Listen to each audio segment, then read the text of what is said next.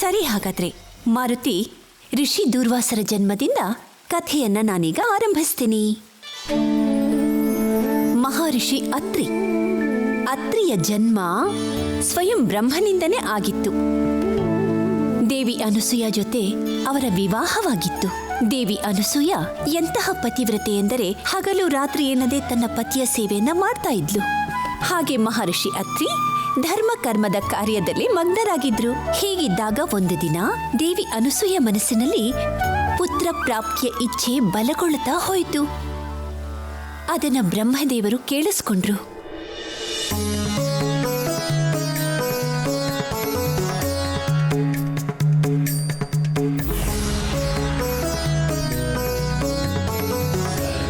ನಿಮ್ಮ ಧ್ಯಾನವನ್ನು ಕೆಲವು ಕ್ಷಣ ನಿಲ್ಲಿಸು ಪುತ್ರ.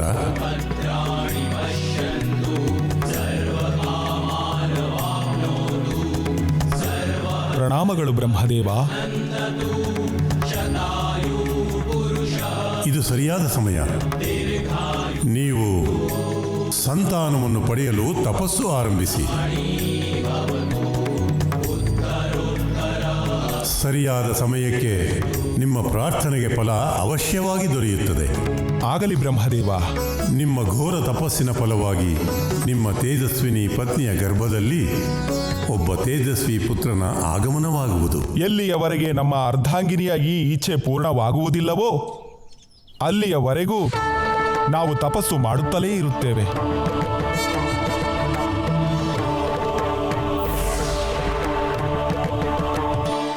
ತ್ರಯಾಕ್ಷುಕುಲ ಪರ್ವತದ ಶಿಖರದ ಮೇಲೆ ಅತ್ರಿ ಮುನಿಗಳು ಘೋರವಾದ ತಪಸ್ಸನ್ನ ಮಾಡಿದ್ರು. ಯಾವ ವಿಶ್ವಾಸದಿಂದ ಗೊತ್ತಾ? ಈಶ್ವರ ಅವರ ತಪಸ್ಸಿನಿಂದ ಪ್ರಸನ್ನನಾಗಿ ಅವರಿಗೆ ಪುತ್ರನನ್ನು ಪ್ರದಾನಿಸುತ್ತಾರೆಂದು. ಅವರ ನಂಬಿಕೆ ನಿಜವಾಯ್ತಾ ಅಮ್ಮ? ನಂಬಿಕೆಯ ಪರೀಕ್ಷೆ ಸರಳವಾಗಿರೋದಿಲ್ಲ ಪುತ್ರ. ಅದಕ್ಕಾಗಿ ಎಷ್ಟೆಷ್ಟೋ ತ್ಯಾಗಗಳನ್ನ ಮಾಡಬೇಕಾಗುತ್ತೆ. ತ್ಯಾಗಗಳನ್ನ ಮಾಡದೇ ಇದ್ರೆ ಅವರು ಮಹಾತ್ಮರಾಗೋಕೆ ಸಾಧ್ಯನೇ ಇಲ್ಲ. ತಪಸ್ಸು ಕಠಿಣವಾಗ್ತಿದ್ದ ಹಾಗೇನೆ ಋಷಿ ಅತ್ರಿ ತಮ್ಮ ಶ್ವಾಸವನ್ನ ಬಂಧಿಸಿದ್ರು. ಆ ಅವಸ್ಥೆನಲ್ಲೇನೆ ಮಹಾದೇವನ ನಾಮವನ್ನ ಜಪಿಸ್ತಾ ಇದ್ರು. ಶ್ವಾಸವನ್ನ ಬಂಧಿಸಿ? ಹಾ. ಮತ್ತೇನಾಯ್ತು ಅಮ್ಮ? ಆಮೇಲೆ ಅವರು ತಮ್ಮ ಪ್ರಾಣವನ್ನ ಪಣಕ್ಕಿಟ್ಟು ಎಷ್ಟೋ ವರ್ಷಗಳು ಇಂತಹ ತಪಸ್ಸನ್ನ ಮಾಡಿದ್ರೂ ಕೂಡ ಅವರ ಮನೋಕಾಮನೆ ಪೂರ್ಣವಾಗಲೇ ಇಲ್ಲ. ಅವರ ಈ ದಶೆಯನ್ನ ನೋಡಿ ಸಮಸ್ತ ಸೃಷ್ಟಿ ಆತಂಕಕ್ಕೊಳಗಾಗೋಯ್ತು.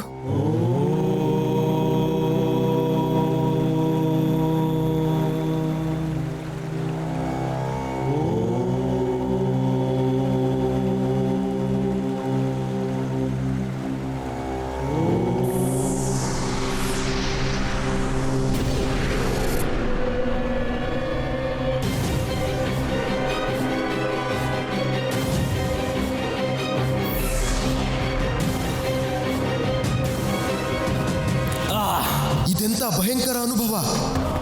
ಇಂದ್ರದೇವ, ಪೂರ್ತಿ ಆಕಾಶ ಉರಿಯುತ್ತಿದೆ ಎನಿಸುತ್ತಿದೆ. ತ್ರಾಹಿಮಾಂ ಇಂದ್ರದೇವ, ತ್ರಾಹಿಮಾಂ. ತ್ರಾಹಿಮಾಂ ಇಂದ್ರದೇವ, ತ್ರಾಹಿಮಾಂ. ಅಗ್ನಿಯ ಈ ಜೀವ ತೆಗೆಯುವ ಜ್ವಾಲೆ ಸಮಸ್ತ ಸೃಷ್ಟಿಯನ್ನು ಭಸ್ಮ ಮಾಡುತ್ತದೆ ಅನಿಸುತ್ತಿದೆ. ಅದೇನು ಕಾರಣವಿರಬಹುದು ಇಂತಹ ಕೋಲಾಹಲಕ್ಕೆ?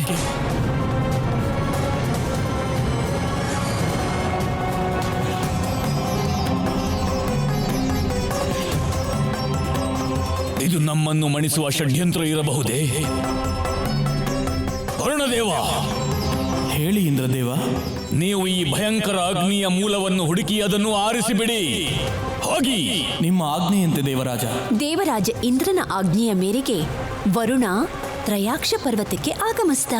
ಅಲ್ಲಿ ಅತ್ರಿ ಋಷಿ ತಮ್ಮ ಶ್ವಾಸವನ್ನ ಬಂಧಿಸಿ ಘೋರವಾದ ತಪಸ್ಸನ್ನ ಮಾಡ್ತಾ ಇದ್ರು. ಋಷಿ ಅತ್ರಿ, ಈ ನಿಮ್ಮ ವಿಧ್ವಂಸಕ ಅಗ್ನಿಯನ್ನು ನಾನು ನೀರಿನಿಂದ ಆರಿಸಿಬಿಡುತ್ತೇನೆ.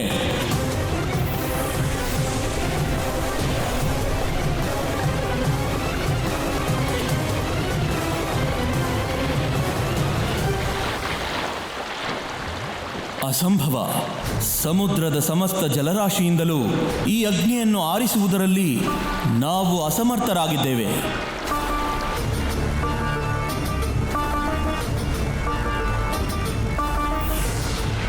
ಇದಕ್ಕೆ ಪರಿಹಾರವನ್ನ ಕಾಣದೆ ಎಲ್ಲಾ ದೇವತೆಗಳು ವೈಕುಂಠಕ್ಕೆ ವಿಷ್ಣುವಿನ ಬಳಿ ಹೋದ್ರು. ವಾಸುದೇವನಿಗೆ ಶರಣಾದ್ರು.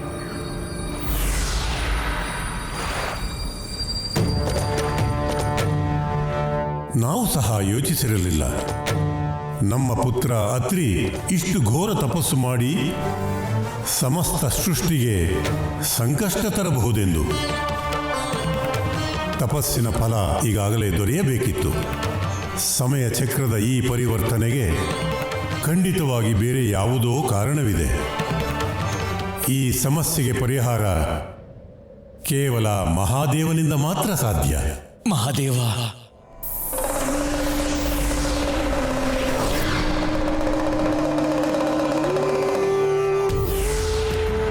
ಪ್ರಣಾಮಗಳು ಮಹಾದೇವ.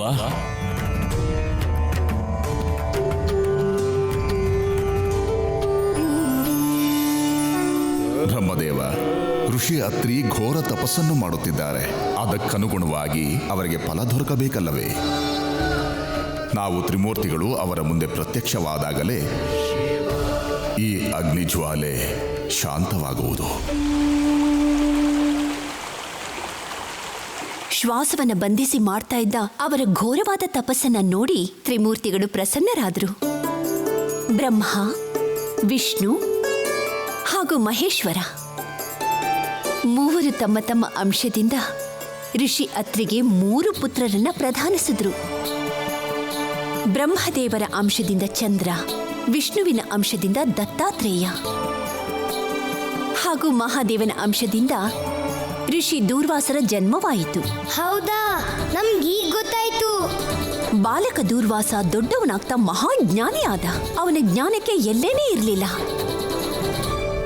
ಆದರೆ ಅವನ ಕ್ರೋಧವೂ ಕೂಡ ಅಷ್ಟೇ ಘೋರವಾಗಿತ್ತು. ಅವರ ಕ್ರೋಧದಿಂದ ಸಮಸ್ತ ಜಗತ್ತು ಭಯಭೀತವಾಗಿತ್ತು.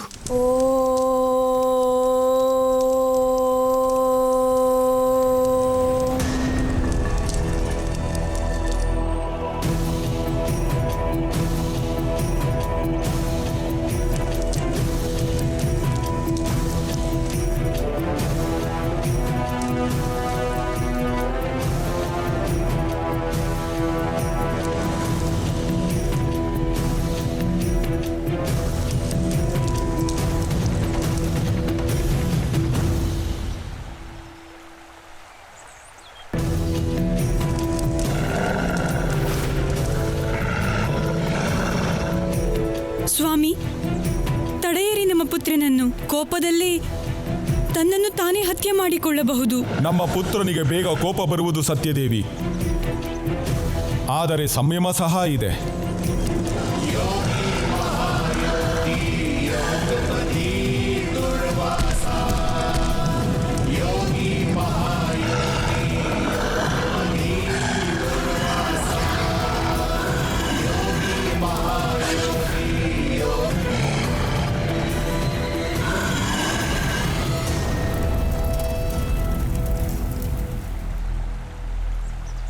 ಶಕ್ತಿ ಕೇವಲ ವಿನಾಶ ಮಾಡಲು ಅಲ್ಲ ದೇವಿ, ಅದರಿಂದ ದುರ್ಬಲರ ರಕ್ಷಣೆ ಸಹ ಆಗುತ್ತದೆ. ಋಷಿ ದೂರ್ವಾಸ ಪುಣ್ಯಾತ್ಮ ಹಾಗೂ ಧರ್ಮಾತ್ಮ ಕೂಡ. ಅವರಿಗೆ ತಿಳಿದಿತ್ತು ಮಹಾರಾಜ ಅಂಬರೀಷರ ದೇಹದ ಒಳಗೆ ವಿಷ್ಣು ಚಕ್ರ ಸ್ಥಿತವಾಗಿದೆ ಅಂತ. ವಿಷ್ಣು ಚಕ್ರ? ಅಂಬರೀಷರಿಗೆ ಯಾರಾದರೂ ತೊಂದರೆ ಮಾಡಿದ್ರೆ ಆ ಚಕ್ರ ಅಂಥವ್ರ ಕತ್ತನ್ನ ಕತ್ತರಿಸ್ತಿತ್ತು. ಆ ಚಕ್ರವನ್ನ ನಿಯಂತ್ರಣದಲ್ಲಿ ಇಟ್ಟುಕೊಂಡಿದ್ದ ರಾಜ ಅಂಬರೀಷ ತನ್ನನ್ನು ತಾನು ಅಜಯ ಅಂದ್ಕೊಂಡ್ಬಿಟ್ಟಿದ್ರು. ಆ ಕಾರಣದಿಂದ ಅವರಿಗೆ ಅಹಂಕಾರ ಕೂಡ ಬಂದ್ಬಿಟ್ಟಿತ್ತು. ಆದ್ರೆ ಅಹಂಕಾರದ ಆಯಸ್ಸು ಕಡಿಮೆ ಇರುತ್ತೆ ಅಲ್ವಾ ಅಮ್ಮ? ಆ ಕಾರಣದಿಂದನೇ ಋಷಿ ದೂರ್ವಾಸರು ನಿಶ್ಚಯ ಮಾಡಿಕೊಂಡ್ರು ರಾಜ ಅಂಬರೀಷನ ಪರೀಕ್ಷೆ ಮಾಡಬೇಕು ಅಂತ. ರಾಜ ಅಂಬರೀಷನ ಹತ್ರ ಒಂದು ವಿಶೇಷ ಗುಣ ಇತ್ತು. ಅವರು ಏಕಾದಶಿ ದಿನ ಭಗವಂತ ವಿಷ್ಣುವಿನ ವ್ರತ ಮಾಡ್ತಾ ಇದ್ರು. ಆ ವ್ರತವನ್ನ ಮರುದಿನ ದ್ವಾದಶಿಯಲ್ಲಿ ಮುಗಿಸ್ತಾ ಇದ್ರು. ಆಗ ಋಷಿ ದೂರ್ವಾಸರು ಬೇಕಂತಾನೆ ಅವರ ವ್ರತವನ್ನ ಮುಗಿಸಿ ಭೋಜನವನ್ನ ಸ್ವೀಕಾರ ಮಾಡೋ ಸಮಯಕ್ಕೆ ಹೋದ್ರು.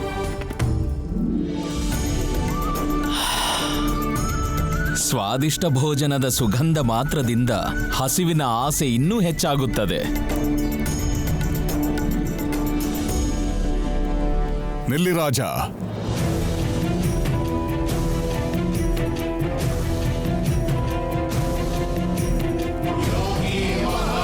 ಋಷಿ ಶ್ರೇಷ್ಠ ಧೂರ್ವಾಸರಿಗೆ ರಾಜ ಅಂಬರೀಷನ ಪ್ರಣಾಮಗಳು. ಆಸೀನರಾಗಿ. ರಾಜ, ಇಂದು ನಾವು ನಿಮ್ಮೊಂದಿಗೆ ಭೋಜನ ಸ್ವೀಕರಿಸಲು ಬಂದಿದ್ದೇವೆ. ಇದು ನಮ್ಮ ಸೌಭಾಗ್ಯ ಋಷಿವರ್ಯ. ಋಷಿ ದೂರ್ವಾಸರಿಗೆ ಭೋಜನ ಸಿದ್ಧಪಡಿಸಿ. ಈ ದಿನ ಅವರು ನಮ್ಮೊಡನೆ. ನಾವು ಭೋಜನ ಸ್ವೀಕರಿಸಿದ ನಂತರವೇ ನಿಮ್ಮ ವ್ರತ ಮುಗಿಸಬೇಕು, ಏಕೆಂದರೆ ನಾವು ನಿಮ್ಮ ಅತಿಥಿ. ಅವಶ್ಯವಾಗಿ. ಪೂಜ್ಯರಿಗೆ ಸ್ನಾನದ ವ್ಯವಸ್ಥೆ ಮಾಡಿರಿ. ಬೇಡ ಬೇಡ ರಾಜ, ನೀವು ಬಹಳ ಆತುರ ಪಡುತ್ತಿದ್ದೀರಾ. ನಾವು ನದಿಯಲ್ಲಿ ಮಾತ್ರ ಸ್ನಾನ ಮಾಡುವುದು. ನಿಮ್ಮ ಇಚ್ಛೆಯಂತೆಯೇ ಆಗಲಿ ಋಷಿವರ್ಯ. ಆಯಿತು, ನಾವು ಸ್ನಾನ ಮಾಡಿ ಬರುತ್ತೇವೆ. ನೀವು ನಮಗಾಗಿ ಕಾಯುತ್ತೀರಿ. ಅವಶ್ಯವಾಗಿ.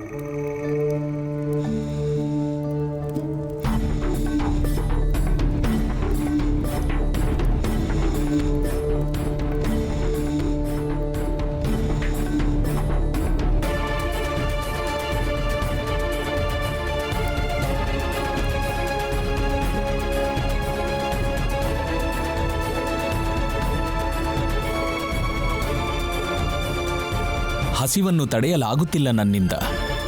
ಆದರೆ ಋಷಿವರ್ಯ ಇನ್ನೂ ಮರಳಲಿಲ್ಲ. ನದಿಯನ್ನು ಹುಡುಕುತ್ತಾ ಸಮುದ್ರದವರೆಗೂ ಹೊರಟು ಹೋದರೆ ಅರ್ಧ ದಿನವಾದರೂ ಇನ್ನೂ ಬರಲೇ ಇಲ್ಲವಲ್ಲ.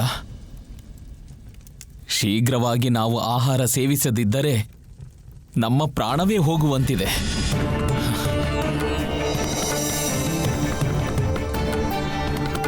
ಮಧ್ಯಾಹ್ನದಿಂದ ಸಂಜೆಯಾಯಿತು. ಖಂಡಿತವಾಗಿಯೂ ಅವರು ಬರುವುದಿಲ್ಲ. ನಾವು ಜಲಪಾನ ಮಾಡಿ ದ್ವಾದಶಿ ತಿಥಿ ಮುಗಿಯೋದರೊಳಗೆ ನಮ್ಮ ವ್ರತವನ್ನು ಅಂತ್ಯಗೊಳಿಸಬೇಕು.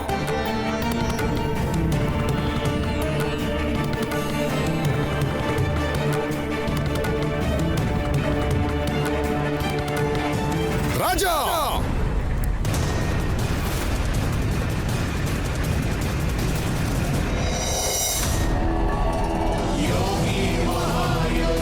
ಋಷಿವರ್ಯ, ನೀನು ನಮಗಾಗಿ ಕಾಯದೆ ಭೋಜನ ಮಾಡುತ್ತಿದ್ದೀಯ. ನಮ್ಮ ಆಜ್ಞೆಯ ವಿರುದ್ಧ ಹೋಗಿ ನೀರನ್ನು ಸ್ವೀಕರಿಸಿದ್ದೀಯ. ನಮ್ಮನ್ನು ಅವಮಾನಿಸುವ ದುಸ್ಸಾಹಸ ಮಾಡಿದ್ದೀಯ ನೀನು.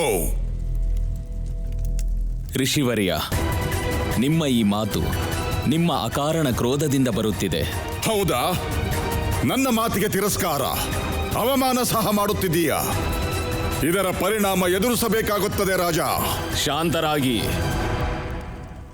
ನಿಮ್ಮ ಈ ಕ್ರೋಧ ನಮಗೆ ಏನು ಹಾನಿ ಮಾಡಲು ಸಾಧ್ಯವಿಲ್ಲ. ಏಕೆಂದರೆ ನಮ್ಮೊಳಗೆ ಸ್ವಯಂ ಭಗವಂತ ಶ್ರೀ ವಿಷ್ಣುವಿನ ಸುದರ್ಶನ ಚಕ್ರವಾಸವಾಗಿದೆ. ಹಾಗಿದ್ದರೆ ಒಬ್ಬ ಋಷಿಗೆ ಸವಾಲೆಸೆಯುತ್ತಿದ್ದೀಯ.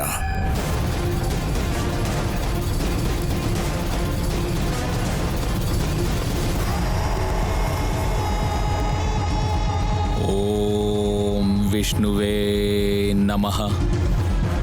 ಓಂ ವಿಷ್ಣುವೇ ನಮಃ.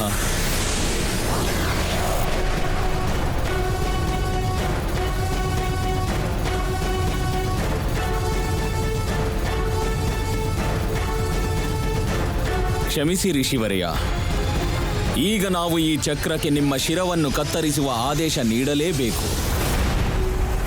ಆದರೆ ಈ ದೌರ್ಭಾಗ್ಯದ ಪರಿಸ್ಥಿತಿಯನ್ನು ತಂದುಕೊಂಡವರು ನೀವೇ ಅಲ್ಲವೇ? ಈಗ ಈ ಚಕ್ರ ನಿಮ್ಮ ಪ್ರಾಣವನ್ನು ತೆಗೆಯುತ್ತದೆ. ನಿಮಗೆ ಬೇರೆ ಮಾರ್ಗವೇ ಉಳಿದಿಲ್ಲ. ರಾಜ, ನೀನು ನಡೆದುಕೊಳ್ಳುತ್ತಿರುವ ರೀತಿ ಸರಿ ಇದೆಯೇ? ಸರಿ ತಪ್ಪಿನ ವಿಚಾರವಲ್ಲ. ನಮಗೆ ತಿಳಿದಿರುವುದು ಕೇವಲ ಇಷ್ಟೇ: ಶ್ರೀಹರಿ ವಿಷ್ಣುವಿನ ವರದಾನವಾದ ಸುದರ್ಶನ ಚಕ್ರದ ಪ್ರಹಾರ ಎಂದಿಗೂ ನಿಷ್ಫಲವಾಗುವುದಿಲ್ಲ. ಹೇ ಸುದರ್ಶನ ಚಕ್ರ, ನಮ್ಮ ಮೇಲೆ ದೋಷಾರೋಪಣೆ ಮಾಡುತ್ತಿರುವ ದೂರ್ವಾಸ ಮುನಿಯ ಶಿರವನ್ನು ಕತ್ತರಿಸಿ ಅವರಿಗೆ ಅವರ ಅಪರಾಧಕ್ಕಾಗಿ ಶಿಕ್ಷೆಯನ್ನು ನೀಡಿ.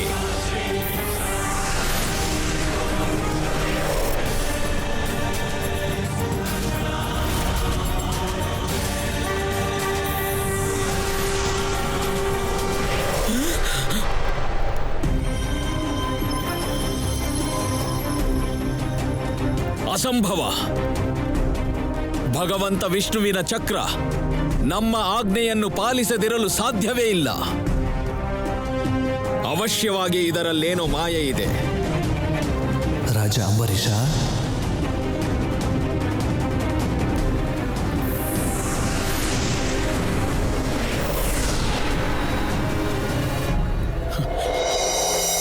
ಪ್ರಭು, ನಮ್ಮ ಆರಾಧ್ಯ ದೈವ ಶ್ರೀ ವಿಷ್ಣುವಿಗೆ ಪ್ರಣಾಮಗಳು. ಇದು ಮಾಯೆಯಿಲ್ಲ, ಸತ್ಯ ಅಂಬರೀಷ. ನಮ್ಮ ಚಕ್ರ ಅವರನ್ನು ವಧೆ ಮಾಡಲು ಹೇಗೆ ಸಾಧ್ಯ? ಈ ಚಕ್ರವನ್ನು ಅವರೇ ಪ್ರಧಾನಿಸಿದ್ದು. ನೀನು ಅವರ ವಾಸ್ತವಿಕ ರೂಪವನ್ನು ತಿಳಿಯದೆ ಅವರನ್ನು ಅಪಮಾನ ಮಾಡಿದ್ದೀಯ. ಋಷಿ ದೂರ್ವಾಸರು ಬೇರೆ ಯಾರೂ ಅಲ್ಲ, ಅವರು ಸ್ವಯಂ ಮಹಾದೇವನ ಅವತಾರ. ನಿಮ್ಮನ್ನು ಪರೀಕ್ಷೆ ಮಾಡಲು ಬಂದಿದ್ದರು.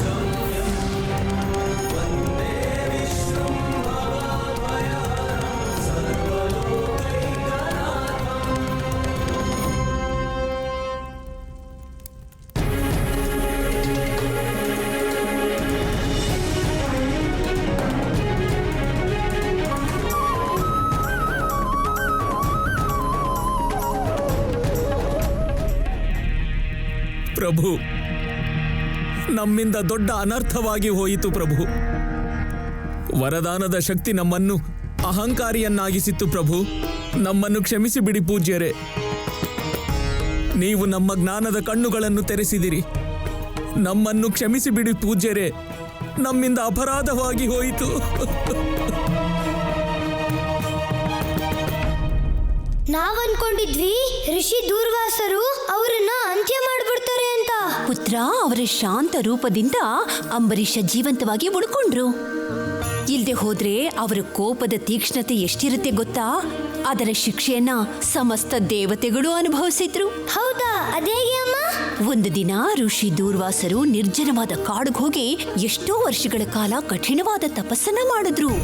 ಆ ತಪಸ್ಸಿಗೆ ಫಲವಾಗಿ ಅವರಿಗೆ ಪಾರಿಜಾತ ಪುಷ್ಪದ ಮಾಲೆ ಸಿಕ್ತು. ಅದೆಂಥ ಮಾಲೆ ಗೊತ್ತಾ? ಸಮಸ್ತ ಜಗತ್ತಿನ ಎಲ್ಲಾ ಶಕ್ತಿಗಳು ಅದರಲ್ಲಿ ಅಡಗಿತ್ತು. ಆ ಮಾಲೆನ ಯಾರೇ ಧಾರಣೆ ಮಾಡಿದ್ರು ಅವರನ್ನ ಯಾರೂ ಸೋಲ್ಸಕ್ಕೆ ಆಗ್ತಾ ಇರಲಿಲ್ಲ. ಚಮತ್ಕಾರಿ ಮಾಲೆ. ಹಾ, ಚಮತ್ಕಾರಿ ಮಾಲೆ. ಯಾರದನ್ನ ಧಾರಣೆ ಮಾಡಿದ್ರು ಅವರ ಇಚ್ಛೆಗಳೆಲ್ಲ ಪೂರ್ಣವಾಗ್ತಾ ಇತ್ತು. ಹಾಗಿದ್ದಾಗ ಒಂದು ದಿನ ನಾರಾಯಣ ನಾರಾಯಣ, ದೇವರ್ಷಿ ನಾರದರು ದೂರ್ವಾಸರ ಕುಟೀರಕ್ಕೆ ಅವರನ್ನ ಭೇಟಿ ಮಾಡೋದಕ್ಕೆ ಬಂದ್ರು. ದೇವಋಷಿ ನಾರದರು ಇಂದು ನಮ್ಮ ಕುಟೀರದಲ್ಲಿ? ಇದು ಹೇಗೆ ಸಾಧ್ಯ? ನಿಮ್ಮಲ್ಲಿ ಯಾವ ಔಪಚಾರಿಕತೆ ಋಷಿವರ್ಯ? ನಮಗೆ ತಿಳಿಯಿತು ನಿಮಗೆ ಪಾರಿಜಾತ ಮಾಲೆ ಪ್ರಾಪ್ತಿಯಾಗಿದೆ ಎಂದು. ಅದನ್ನೇ ಕುತೂಹಲದಿಂದ ನೋಡಲು ಬಂದಿದ್ದೇವೆ. ಇದು ಸಹ ಆ ಮಾಲೆಯ ಚಮತ್ಕಾರವೇ ಇರಬೇಕು. ಅದರಿಂದಲೇ ನಿಮ್ಮ ದರ್ಶನದ ಅವಕಾಶ ದೊರೆಯಿತು. ಎಂಥ ಮಾತು, ಎಂಥ ಮಾತು! ನಮ್ಮನ್ನೇ ಪರಿಹಾಸ್ಯ ಮಾಡುತ್ತಿದ್ದೀರಿ ನೀವು. ಮಾಲೆಯ ದರ್ಶನವನ್ನು ಮಾಡಿಸಿಬಿಡಿ ಋಷಿವರ್ಯ. ಅವಶ್ಯವಾಗಿ ದೇವಋಷಿ ನಾರದರೆ.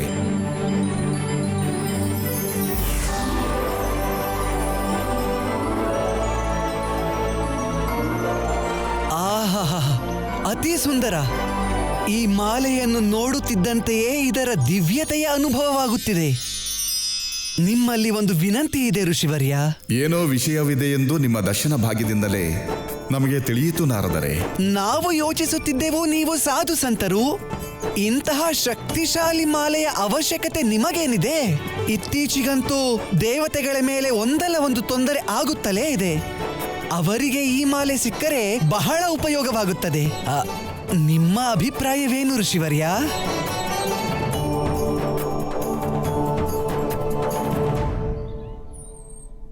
ಸರಿಯಾಗಿ ಯೋಚಿಸಿದಿರಿ.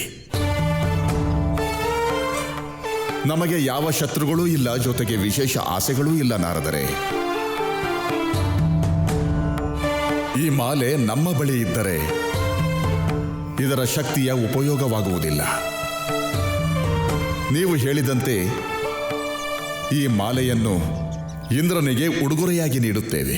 ದೂರ್ವಾಸ ಮುನಿ ಸ್ವರ್ಗಲೋಕಕ್ಕೆ ಒಂದು ಸಂದೇಶವನ್ನ ಕಳಿಸಿದ್ರು. ಅವರು ದೇವರಾಜ ಇಂದ್ರನನ್ನ ಭೇಟಿಯಾಗೋದಿಕ್ಕೆ ಇಂದ್ರಲೋಕಕ್ಕೆ ಬರ್ತಾ ಇದ್ದಾರೆ ಅಂತ. ಆದ್ರೆ ಇಂದ್ರದೇವ ಅವರ ಈ ಸಂದೇಶವನ್ನ ಗಂಭೀರವಾಗಿ ಪರಿಗಣಿಸಲೇ ಇಲ್ಲ. ಋಷಿ ದೂರ್ವಾಸ ಅವರ ಉತ್ತರಕ್ಕಾಗಿ ಕಾಯ್ತಾ ಇದ್ರು. ಅವರಿಂದ ಯಾವ ಉತ್ತರನೂ ಬರದೇ ಇದ್ದಾಗ ದೂರ್ವಾಸ ಮುನಿಗಳು ತಾವು ಬರುವ ಯಾವ ಸಂದೇಶವನ್ನು ಇಂದ್ರನಿಗೆ ಕೊಡದೆ ಸ್ವಯಂ ಇಂದ್ರಲೋಕಕ್ಕೆ ಬಂದೇ ಬಿಟ್ರು. ಇಂದು ಎಷ್ಟೋ ದಿನಗಳ ಬಳಿಕ ನಾವಿಬ್ಬರು ವಿಹಾರಕ್ಕೆ ಹೋಗುತ್ತಿದ್ದೇವೆ ಅಲ್ಲವೇ? ನಿಮ್ಮ ಜೊತೆ ಹೆಚ್ಚು ಸಮಯ ಕಳೆಯಲು ನಮಗೂ ಸಹ ತುಂಬಾನೇ ಇಷ್ಟವಿದೆ ದೇವಿ. ಆದರೆ ನಿಮಗೂ ತಿಳಿದಿದೆ ದೇವಲೋಕದ ಅಧಿಪತಿಯ ಕೆಲಸ ಕಾರ್ಯಗಳಲ್ಲಿ ನಾವೆಷ್ಟು ಮುಳುಗಿರುತ್ತೇವೆ ಎಂದು. ನಮಗೆ ಅರ್ಥವಾಗುತ್ತದೆ ದೇವರಾಜ. ನೀವು ರಾಜ್ಯಭಾರದ ಜೊತೆಗೆ ನಮ್ಮನ್ನು ನಿರ್ಲಕ್ಷಿಸಬಾರದಲ್ಲವೇ? ಪತ್ನಿಗಾಗಿಯೂ ಸಹ ಸ್ವಲ್ಪ ಸಮಯ ಮೀಸಲಿಡಬೇಕಲ್ಲ. ನಮಗೆ ಯುದ್ಧದಲ್ಲಿ ಜಯಿಸುವುದು ಸುಲಭ ದೇವಿ, ಆದರೆ ಮಾತಿನಲ್ಲಿ ಮಾತ್ರ ನಿಮ್ಮನ್ನು ಗೆಲ್ಲಲು ನಮ್ಮಿಂದ ಅಸಾಧ್ಯ. ದೇವರಾಜ ಇಂದ್ರ,